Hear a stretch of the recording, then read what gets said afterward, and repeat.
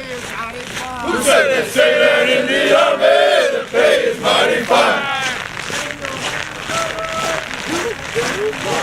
They give you $100 to take back 99. Oh Lord, I wanna go. Oh Lord, I wanna go. But they won't let me go.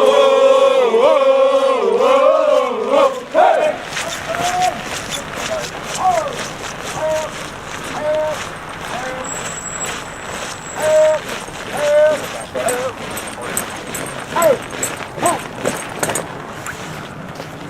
File for the left, column left. March. Left. There you go, there you go.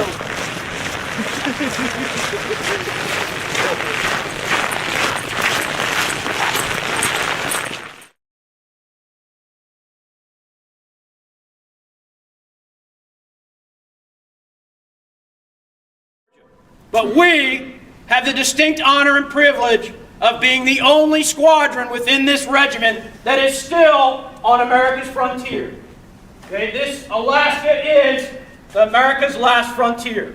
Okay, and that is a unique responsibility and a unique privilege that everyone here wearing 1st Cavalry Regiment brass on their uniform today should take pride in that.